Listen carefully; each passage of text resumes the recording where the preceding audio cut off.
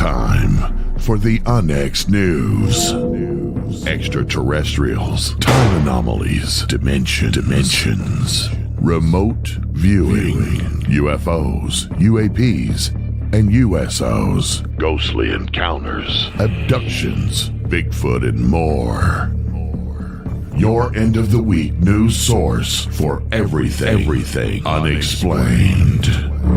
Here is your host for the Unexplained News Podcast, Margie K.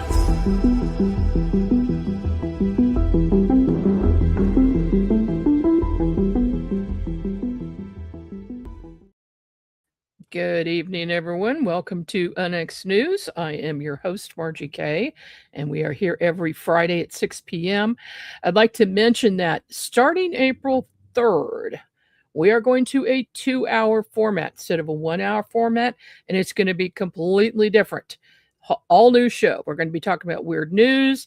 We're going to have guests on. And at the end, in the last segment, I'm going to be doing live remote viewing sessions for people who call in. And yes, we are going to be taking calls for the first time ever. We'll take your live calls. So I'm looking forward to that. And I hope you will join me for the rest of this time. Couple more times we just do a regular show, and then in April we're going to be, and I'm glad it's not April 1st, it's April 3rd when that's going to happen. We are going to be talking about UFO-Track this evening with John and E.J. Craig. John is a scientist, engineer, inventor, and author. He approaches the UFO phenomenon with the skepticism of a scientist and the curiosity of an experiencer. Having witnessed anomalous activity since childhood, John utilizes his skills in programming, electronics, and data analysis to build the necessary tools to measure the metrics of the unexplained. He is the mastermind behind UFO-Track's real-time alert system and the inventor of both the UFO-Sense detection device and the UFO-CQ CE5 communication unit. And E.J. Craig is a mathematician, publisher, and co-founder. She's the daughter of an aerospace engineer and grew up with her eyes on the stars. As a mathematician, she brings rigorous analytical precision to the project. She focuses on the patterns, the logic of the network, and the ground truth of observational astronomy. She turns raw data into actionable real-time alerts for UFO-Track's member community. Welcome to the program, John and EJ. Thank you, Margie. It's nice to be here. Thanks for having us. Well, I'm so glad you could join me this evening because UFO-Track sounds very interesting, right up my alley, of course, as a UFO investigator. And I noticed that you both have had some experiences personally, and no doubt that sparked your interest in this project. So if let's start with you, John. Tell us a little bit about your experiences, if you would. Oh, well, it's been a lifetime of experiences, some minor, but some major. One of the first things that got me really interested in determining how high UFOs are in the sky, which I'll get into later. But in about 1969 in high school, 68, I was going to a movie theater with my brother and a friend and in Norfolk, Nebraska. We got out of the theater probably 11 o'clock at night. We headed home, but just before we got to the car, we were walking down the alley. We saw what looked like a fireball going across the sky and couldn't figure out what it was, but all of a sudden it made a U-turn just in a fraction of a second and then made another 90-degree turn and faded out. So that freaked us out a lot. Then we got to the car, got home. I think the theater was probably empty at about 11 o'clock. So half an hour drive to the little town where I lived in Carroll, Nebraska at that time. And we got home. I went in and woke up my dad and said, "Dad, we saw UFO, we saw UFO." And all he wanted to talk about was why we were home so late. It was like 2 or 3 in the morning. Oh. And for years, I didn't think too much about that. But then over the years, got interested. I joined MUFON 2 or 3 times. It's kind of a long story there too. But one day it hit me that maybe there was something else there. So I went under hypnosis here in Colorado. And I don't know if it's, it's hard to tell from hypnosis what you remember of it, if it was true or not. But it was a pretty weird story of being stopped at the side of the road, floated on board, and laying on a table, some medical procedures, perhaps. It was very vague, but visual. I have a lot of visual memories as what I mostly remember. And then we got home after I had that hypnosis session back in the 90s.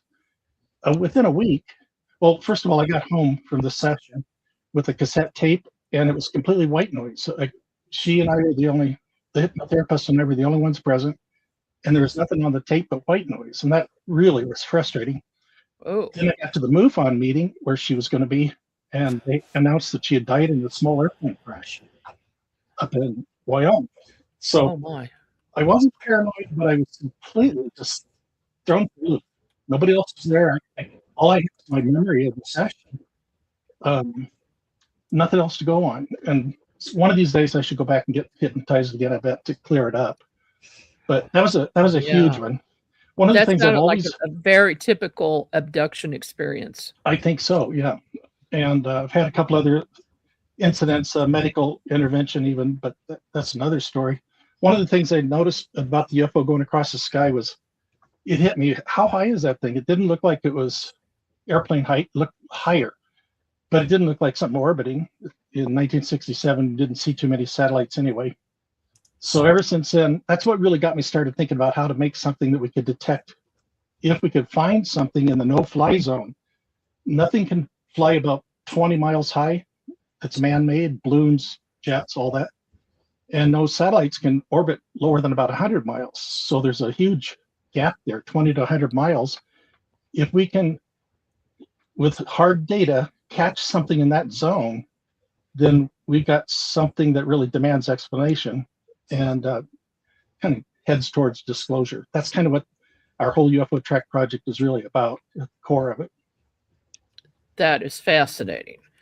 Well, we want to talk about the equipment and your project. So maybe we'll get back to other experiences in a minute. EJ, what about your experiences? Well, most of them have been since I've been with John, but I had one in 1987 or so. And like I said, I was a daughter of an aerospace engineer, so we were always looking up. And one time I was out at my brother's farm in rural Idaho, and we're just outside for the evening, and I looked up and I saw this thing going over very low, very slow, and very steady.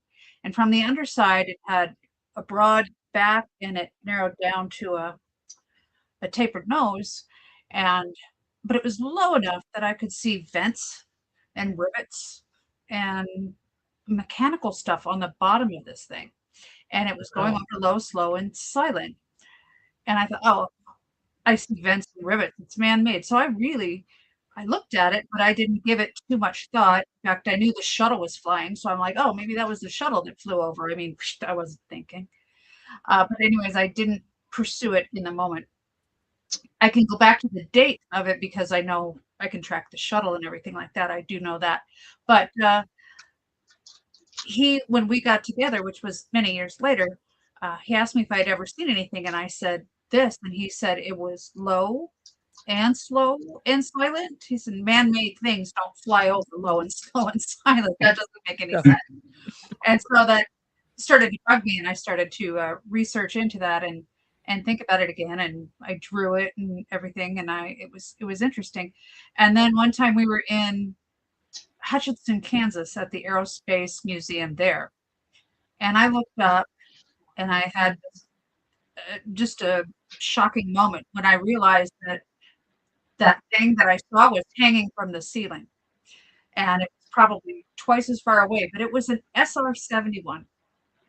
It was an SR-71. That's what I saw flying over it, low and slow and silent. And I could tell you that I could see the vents. And I talked to John about this at length before I'd seen this thing in Hutchinson, that the vents were parallel to the fuselage. And in Hutchinson, they were perpendicular.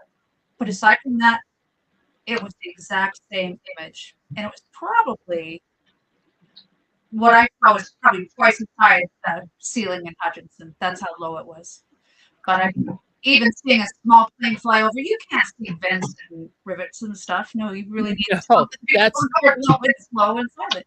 that is So, very, very close encounter.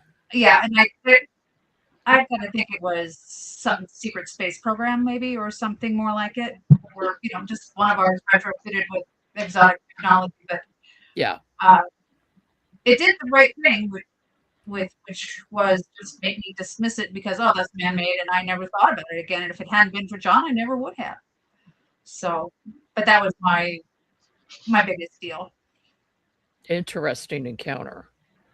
Was Wow. was. Okay, so please tell us about UFO-Track. What is it? How did you come up with the idea? And can people use it now? Okay, yeah, I've actually got one here. It's not very big. It's got a label on it. It's handcrafted in the U.S. right now, and it's kind of like hopefully keep it that way. But you just plug it into the wall with the USB cord, and that powers it.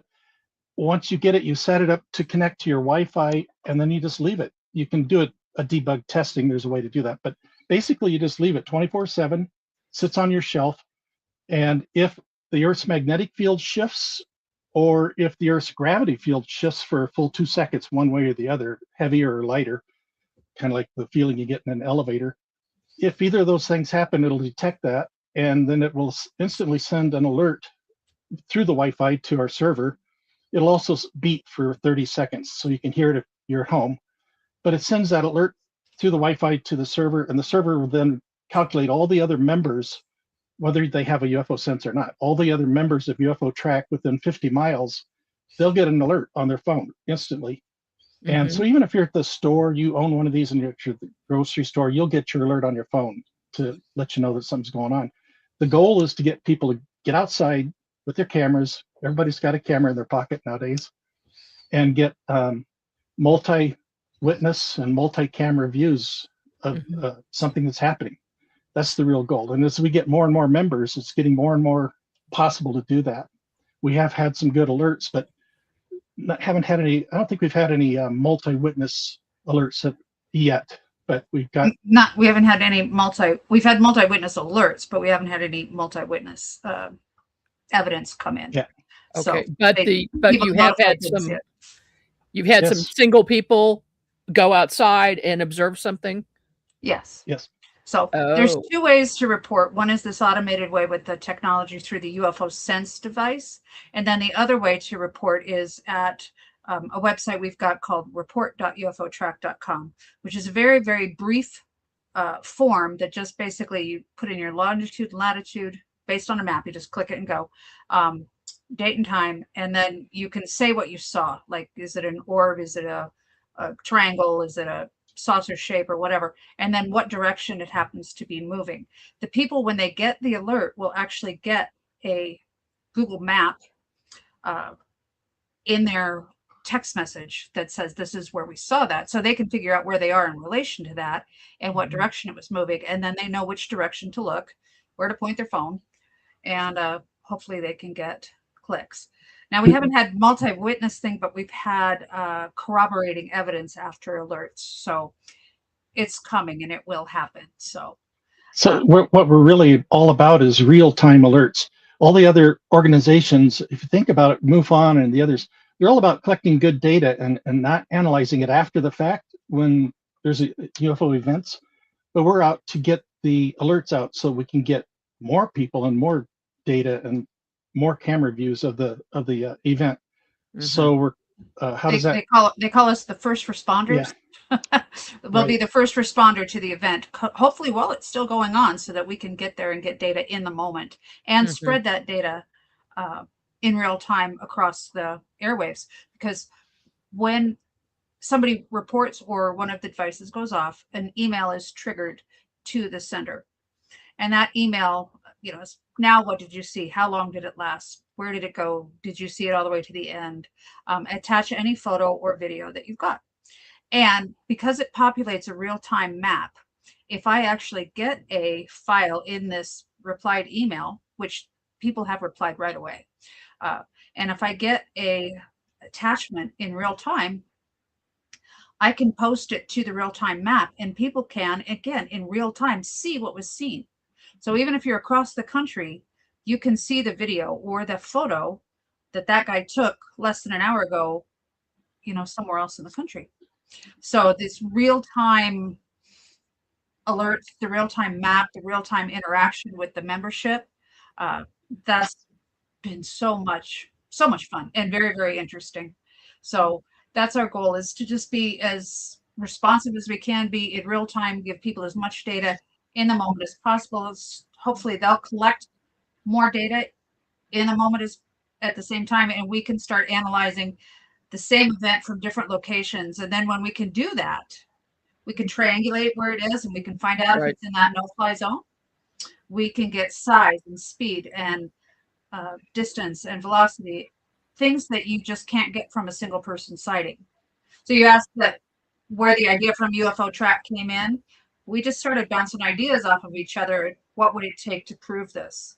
And it takes multiple people seeing the same thing, hard evidence, and mathematics and science. That's what it's going to take to prove this. And that's what we've developed UFO-Track around.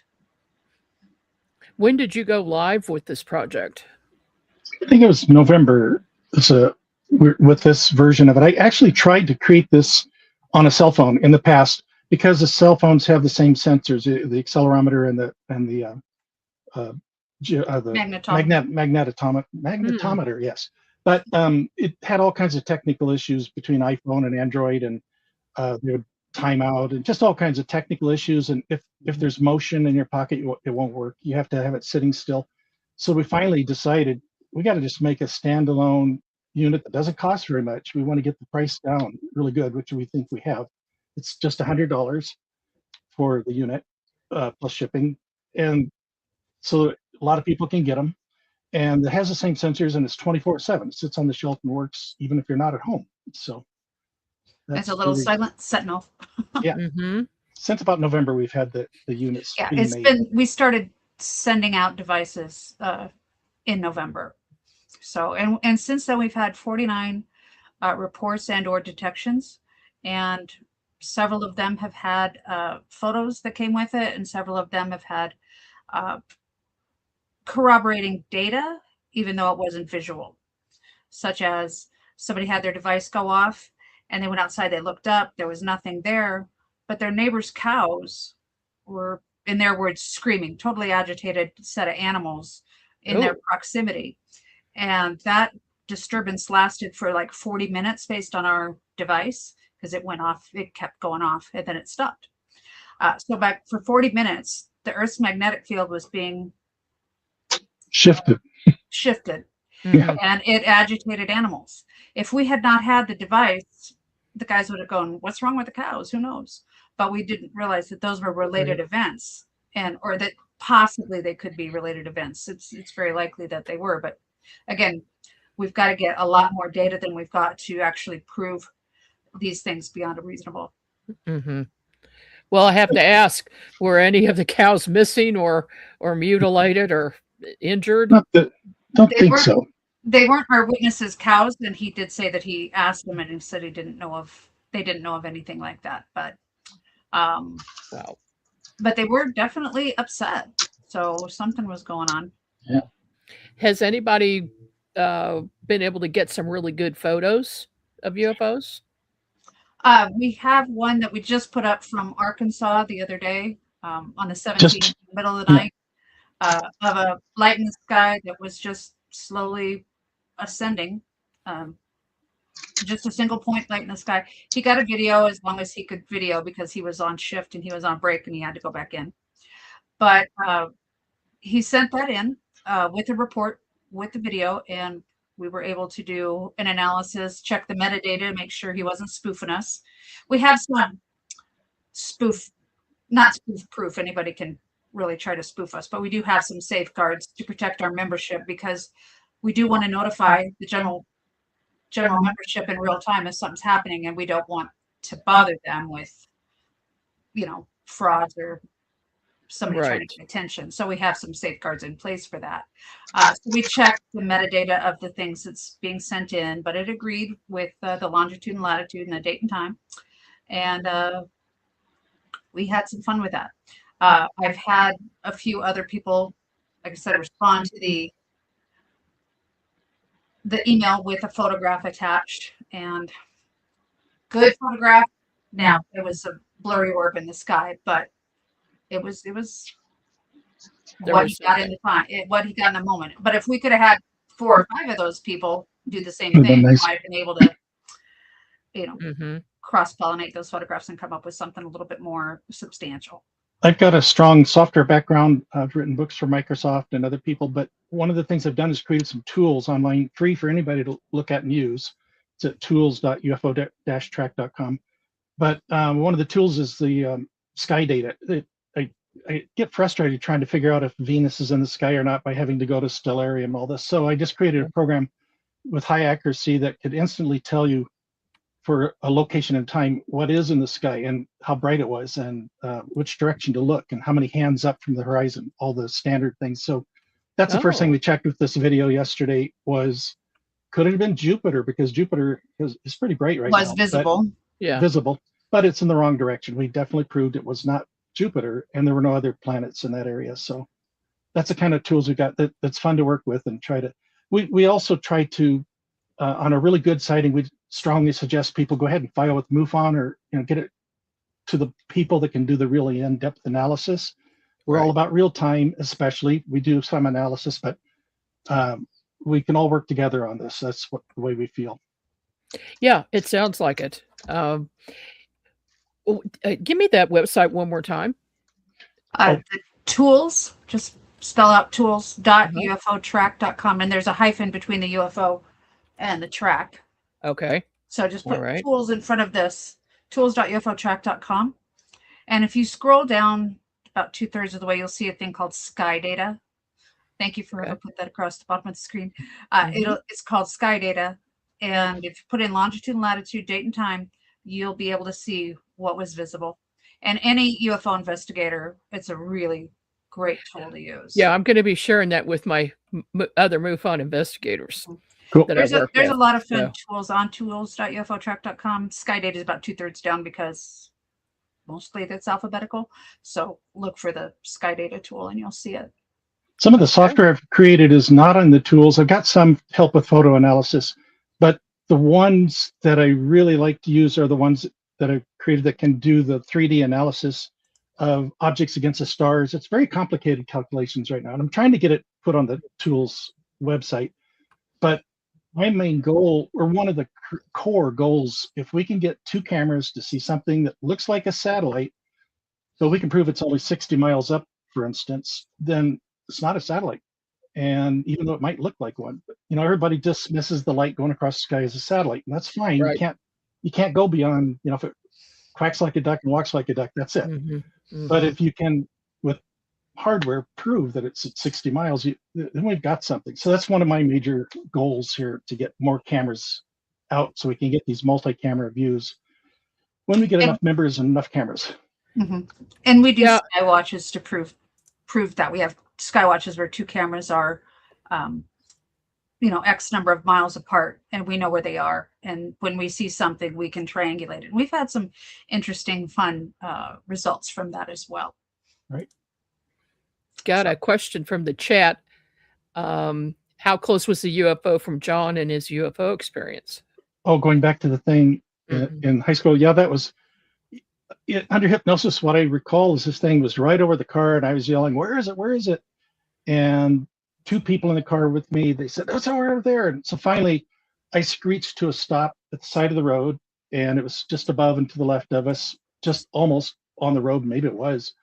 And it was late at night, midnight, roughly, best of my memory. But then I remember being floated out of that. And so it was right there. It was maybe 20 feet away. I don't remember real strong visual, except it was dim and dark blue, kind of metallic and barely blue glowing. That's kind of how I remember it. All right. Interesting stuff. We're going to take a short break, and when we come back, we're going to continue talking about UFO-Track. Cool. The conversation around UFOs has never been more serious. Unexplained Network presents UFO Audit, a digital conference taking a hard look at the current state of the UFO movement, featuring Micah Hanks, John Burroughs, Chiago Tchetti, and David Marler. 4 respected voices. No hype, just real analysis. This is a free virtual event, so come be a part of the discussion and register now at the unexplainednetwork.com. That's the unexplainednetwork.com.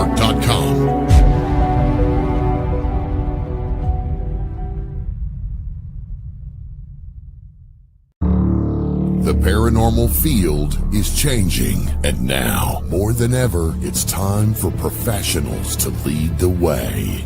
Join the Oz Professional Paranormal Investigators Association, a global network of serious investigators dedicated to raising the standard of real paranormal research. Access professional certifications, advanced training, and courses exploring true investigation, psychic phenomena. If you're a real paranormal investigator, be a part of the group defining the future. Join today. Visit ozinstitute.org. That's ozinstitute.org.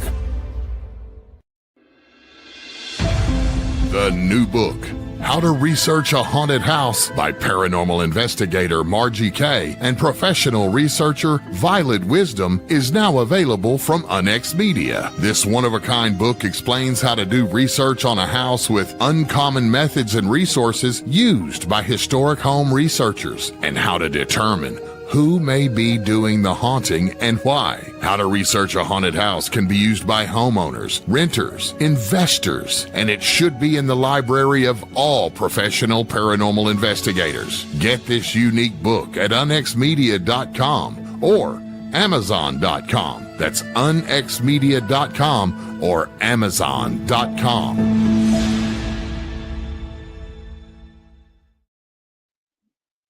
And we're back. I'm Margie Kay, and you are listening or watching to Unex News. And this evening, we're talking with John and EJ Craig about UFO-Track. And this is fascinating. How can people get a unit from you or contact you in order to get one of these and participate? Everything that we have, there's a hub. UFO-Track.com is a hub. It'll have the membership. It'll have the 2 equipment pieces there. It will also have our books. It will have a way to connect to the online reporting, like it is going across the bottom. But do everybody track bookmark report.ufo-track.com because if you're going to report in real time, anybody in the world can report. It's just if you're not a member, it won't go out to the membership until I vetted it, just to make sure, again, that people aren't trying to spoof us. But if you're a trusted member through UFO-Track.com and you report, it will go straight out to the membership in real time. People will get that notification. So, but everybody in the world should be bookmarking report.ufo-track.com. And if you see something, let us know, and I will let my whole membership know too through Patreon, if it's worth looking up for. So, or at least in my opinion. But we vet everything that comes in. Again, we try to respect everybody's time and space, but we do want everybody that can possibly participate with us become a member, a full-fledged member. Membership costs $5 a month, but us using the texting software cost us money too. So we try to keep the cost to membership so low that it's just not an obstacle and everybody can play. But what we want to do is get these reports in through either report.ufo-track.com or through the UFO-Sense device that's detecting the anomalies. And as it reports back to the sightings.ufo-track.com, which is the real-time map, we'll actually be able to watch something go across the country because we'll see it populate that map in real time. We think what would happen with the Phoenix lights if we'd have had this. The people over in Tucson that saw it first would have reported, and within 50 miles would have all gotten notifications. There'd have been 10 or 15 people in our network in that whole metro area Think how many more cameras would have been pointing up at the skies at the right time. And then as they reported, you could see on the map the UFO just slowly going across the countryside. It would have been so exciting. So that's what we're looking forward to. We've had it in the past. There's been flaps in the past. People need to know that, you know, these UFOs, people can see them, and more than one person can see them. And if we can just get more people out there looking up at the same time, we're going to get definitive evidence. We're going to get the things that nobody can dismiss because there's just so much of it. And that's what UFO-Track is trying to do. You know, one of the things about UFO experiencers, and I am included in this group, when we see something so bizarre that's outside of our normal life, a lot of times we don't even think to get our phone out. And so with this, that would be, you know, an alert that there's something there. And, you know, the first thing you're supposed to do is grab your cell phone or a camera. So I think that would help. For the first experiencer, yes, they're shocked. And they're like, oh my gosh, what is it? And they're all jittery and everything like that. But if you get a notification that there's something there, no, it's like calling in the fire department. They're like, okay, mobilize, go outside, be prepared. And if you're in that frame of mind, you're going to get a good shot. But for the people that see it and it's at a shocking moment, just remember and practice this. But you can turn your phone on to camera by just hitting the power button twice. I just did that and I went straight to camera. You can turn your camera on your phone without looking at it, without trying to open anything. You can do it and get right there and be right there in real time. But practice those things so it becomes muscle memory. And that'll be good so many places in the world. I need to pull out my phone and do that without taking my eyes off whatever I need to take my eyes off of. Right. So just that's a good tip. Mind. Yep. It is practicing seeing something, pulling your phone out fast, and then trying to record it. Practice that so it becomes muscle memory.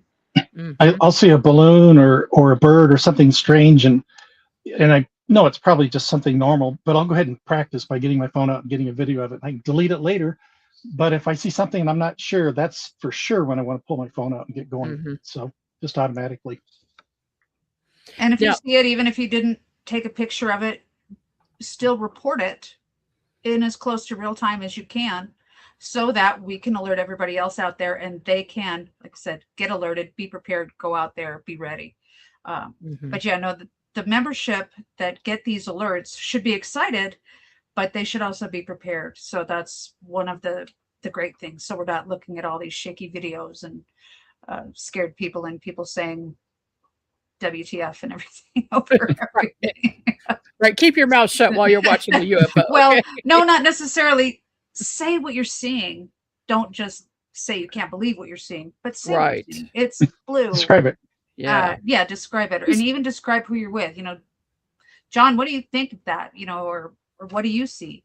You know, tell me what you see. But try to get something meaningful in the audio if you're going to. But it's a good idea to mention color, because the color of what you see with the naked eye may not be the same thing the camera picks up. That's what the camera does, right? We have this issue a lot with cases that we investigate. Now, earlier, you mentioned another piece of equipment. Oh, great. What is that? Tell us about that. Okay, that's if you want to do a CE5 of a little bit more of a nuts and bolts, or can go along with any kind of CE5 experience or event that you want to try. Here it is. It looks very similar, but it works a lot different than the UFO-Sense. Maybe I can see that. There's a label on there. Looks like a little UFO. Yeah, it looks like a UFO. It's battery powered, so you don't have to worry about Wi-Fi. When you're getting out in the field, if it's off when it's this way, and when you turn up, it'll flash and it's on. Then you use your phone, scan a QR code, and you're connected to it. Then you can type in any message you want. You can set this over on the picnic table and type on your phone any message you want, and it'll start sending it with Morse code at high speed to the sky. It's really hard to see how bright that LED is here. Oops, I'll turn it off and then back on. But yeah, you could see it. It's an extremely bright LED. I had an earlier unit, actually it's right here, had this unit that had 16 very bright LEDs, but this is twice as bright as all 16 of those. I wish it would show better on the camera, but it is, if you look at it, it blinds you. But it sends a bright red flash, Morse code flashes to the sky, and you can say anything, preferably something positive, you know, invite contact or whatever, but you can do whatever you want. Are those in the field too? Do people have those now? Mm-hmm. Yeah, we had earlier versions that we've had some anecdotal success with even. You want to talk about that, EJ? Yeah, we took that version, actually the 16, that green version, out to a Skywatch last October. And we put in UFOs, please show yourself. And we filmed from 2 different locations, because we go out on Skywatches with 2 cameras from 2 different locations. So if anything shows up, we can work with it. But we were filming straight at the horizon and a little bit after sunset. And we were getting very interesting activity. There were dozens of lights that were just all along the horizon. They weren't going very high up over the mountain, but they were just spinning in and around each other and all sorts of fun things. But the thing was, we could not see those with our naked eye, but our cameras picked them up, and a low light light amplification night vision lens could see them. But we couldn't see them with our naked eyes. But the equipment saw them, and the equipment saw the same thing. And both cameras, even though they were apart by 2 miles, saw the same thing.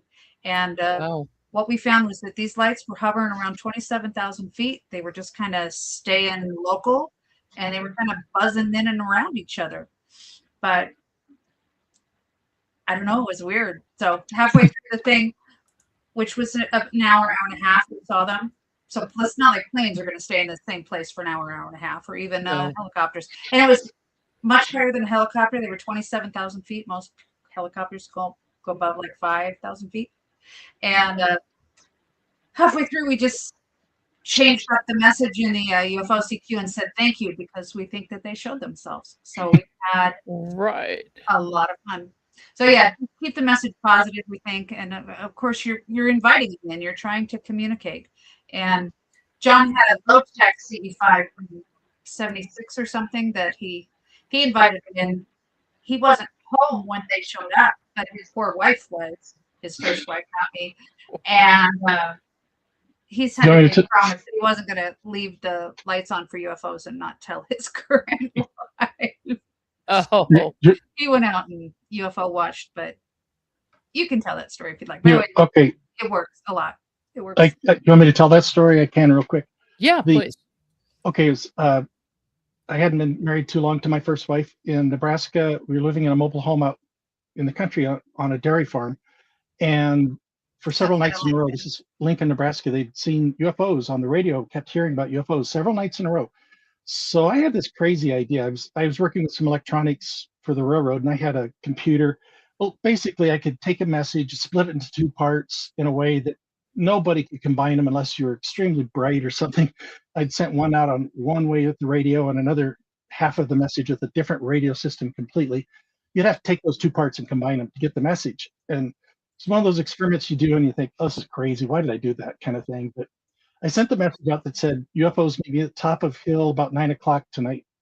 And then I forgot about the experiment. I just let it go. I said, oh, that's crazy. Then later that day, I went out with a friend. We decided to go drive around out in the country that night just to look for UFOs, since they've been seen every night for several nights in a row. We didn't see anything, dropped him off in town about 10 o'clock, got back to my mobile home, and my wife was freaking out. She said, about 9 o'clock, there was the cows. We were on a dairy farm. Those cows were screaming and the dogs were barking. Our daughter, infant daughter, was crying like crazy, and the TV went to snow and sound and visible. So she was really glad I was home, and I felt real guilty, of course. But I didn't think. But the next day, I listened on the radio, and sure enough, a family had seen something. So I got her name and I gave her a call. She told me a lot more of the details. They were watching TV. They saw a bunch of red blinking lights up on the road at the end of their long driveway. And so they didn't know what it was. Emergency vehicles, maybe. They went out in the yard and watched for several minutes, did just a big mass of blinking red lights, and it suddenly took off and flew away, real suddenly. Mm. So I said, wow, where do you live? And she says, well, then I started freaking out. Her house and our house were right on opposite sides of that road. She was looking northwest, right towards our house, my mobile home, right on the other side of the road up there.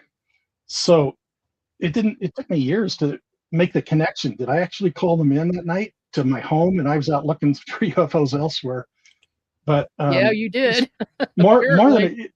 it's a weird coincidence if not. So I think it probably was something like that. And It's interesting that you're using Morse code. Yeah. I had a witness here in town. He was an IT expert and, kind of like you. And he built a binary light board after he'd seen some UFOs at his property. And he put it out to communicate with them. And we had absolutely no luck with, he put a lot of effort into this thing. It did not work. But what did work was flashing I had my husband's 1,000,000 candle power flashlight, and I flashed it 3 times at the UFO, and it flashed back at us several times, not just once, several times. We've got it on video. So it's interesting that they will also respond to Morse code and obviously know what we're saying to them. I think my theory is what I call communication in kind. You'll flash your car headlights and they'll flash back, or a flashlight. There's some other types of communication that have been similar to what we initiate, and they respond about the same way, more or less. So I had a theory that they can communicate perhaps in kind about the same level, but they can't, come and talk to us a whole bunch, or they probably would have already. Maybe they have with some people. But anyway, I think we can do experiments where we can initiate communication, and with Morse code, it's a little bit beyond just flashing a light. So hopefully it'll initiate some kind of a response. That's the goal in my mind. One of our members who lives in Jupiter, Florida, just put in a report that he got a UFO-CQ and has been having it out there. He does nighttime telescope photography, astrophotography, and he put it out there. And after about a week, he said he finally saw just something very strange go over, and he's like, I don't know if it's related to what I said, which was UFO, please show yourself, pretty much. Yeah. But he had an experience as well. So we put that on the map, and he created an image that looked like what he saw, and I put up his witness report, and that's out on sightings.ufo-track.com as well. So that's is that a CE5? These things are hard to claim till you can prove. And again, that's why we go back to, we need the more members and we need the other things. But anecdotally, this stuff is starting to really add up, and it's pretty fun. Oh, it is. I love doing CE5 events. Every time we've done one, we've been able to we've had luck. They've showed up. Good. Cool. So, and it's what I've done is I do a class on it first, and then I have people go outside and get in a meditative state. I play drum music, Native American drum music, which helps them get into a meditative state.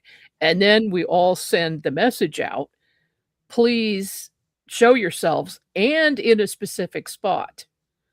Okay, so I'll indicate a specific spot, and every single time we've had luck doing that.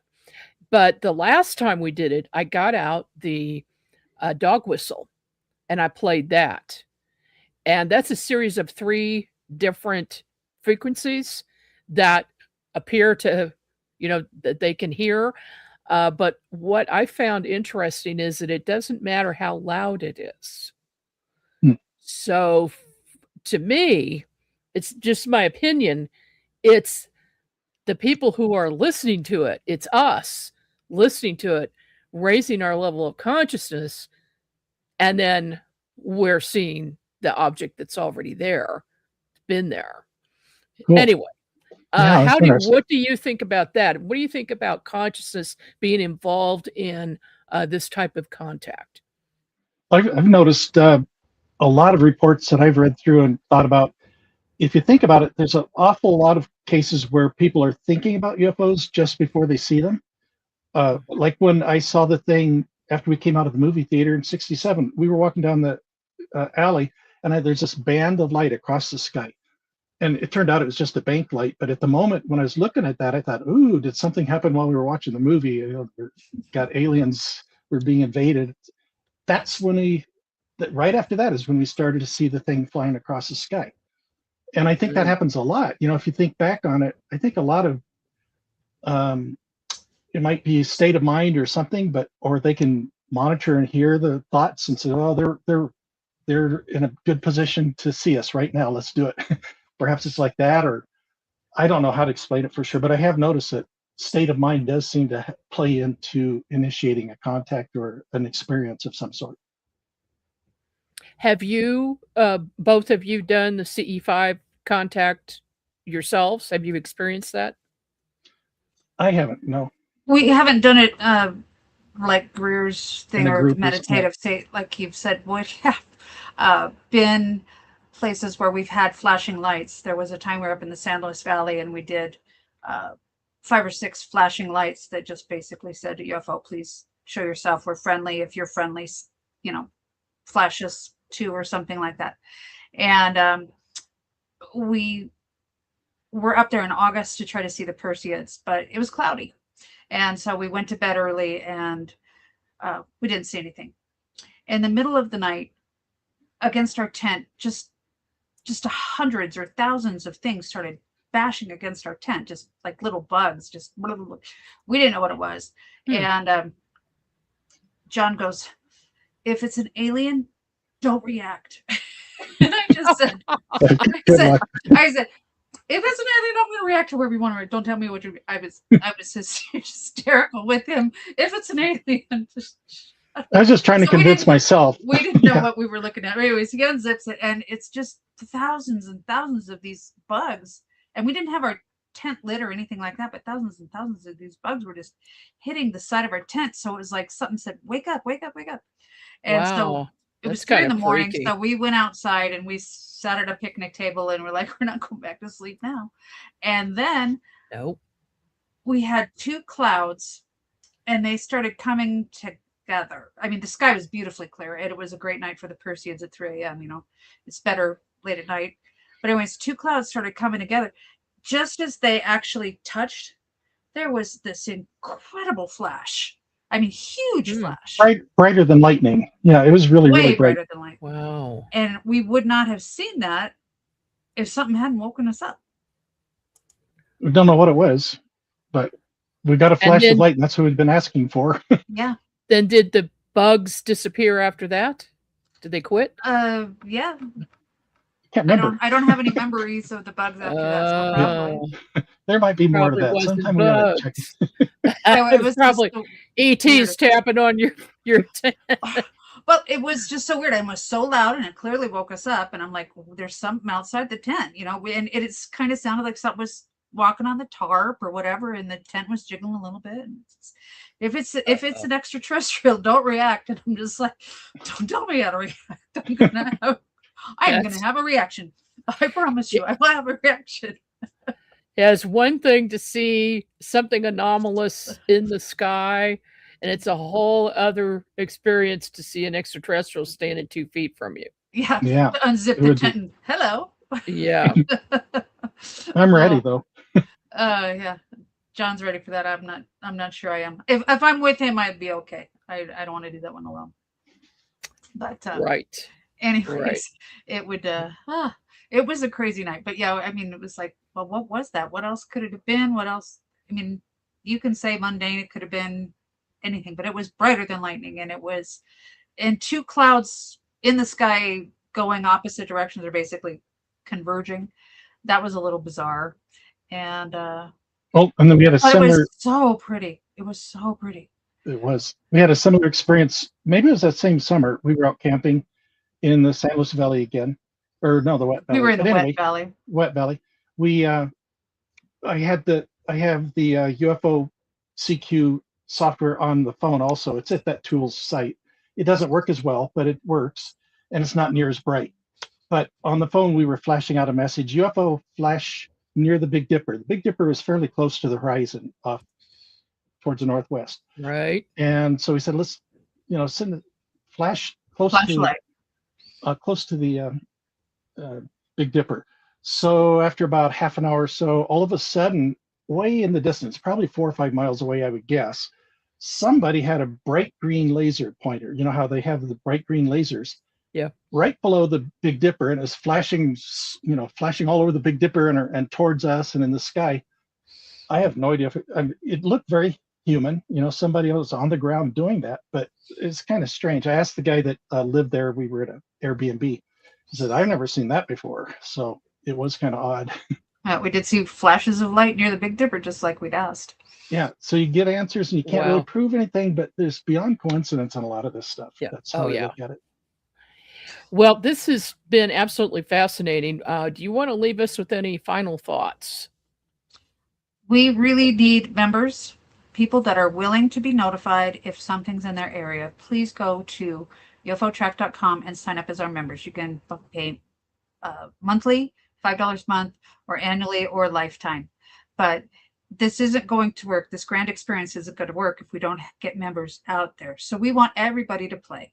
So please go to UFO-Track.com, click on through to the membership, and just join us. Join us on this fun adventure. The UFO-Track is an option, but get it if you want. And if not, just be a member. UFO-Sense. UFO-Sense, yeah, is the device, right? Mm-hmm. But being a member really helps. If we can get people, it's a network of people that's really going to get this to work. Well, thank you so much for sharing this this evening. I appreciate it. John, how long did it take you to develop this equipment? Off and on, a year, I'm guessing. I developed it on the phone for a while, but the actual unit here, a few months, got it going and debugging. There's a lot of tricks to the software in it. Without getting into technical stuff, yeah, there's a lot of tricks to it, but we got it working really good now. Happy with it. All right. Awesome. Thank you so much, both of you, for coming on the show tonight and sharing this information. I'm sure we'll get some more members for you, and I will definitely check it out myself. Oh, that's awesome. Thank you. Well, thank you so much for having us, and just keep looking up. Yeah, that's the last word we always say is keep looking up. All right. I guarantee you the people watching this program are looking up. Cool. That's awesome. That's awesome. All right. All right. All right, this is Margie K, and we are going to be here again next week with another great show. And then, like I said, on April the 3rd, we start with a 2-hour program that is completely different, brand new show with live calls. We're going to be taking live calls. So looking forward to that. And also, we've got some really great conferences coming up. We've got a conference this month. And where is my graphic for that? Nope, that's not it. Not seeing that. But you probably saw the ad that we showed a little bit earlier. UFO Audit. And the conference director is Race Hobbs. He's our program director here at the network. March 28th. Go to unexnetwork.com to get more information about that. And you do have to register, but it is free for members of the UNX Network. So hope you're going to enjoy that. It is going to be a fantastic conference. This is Margie K, and I'll see you again next time.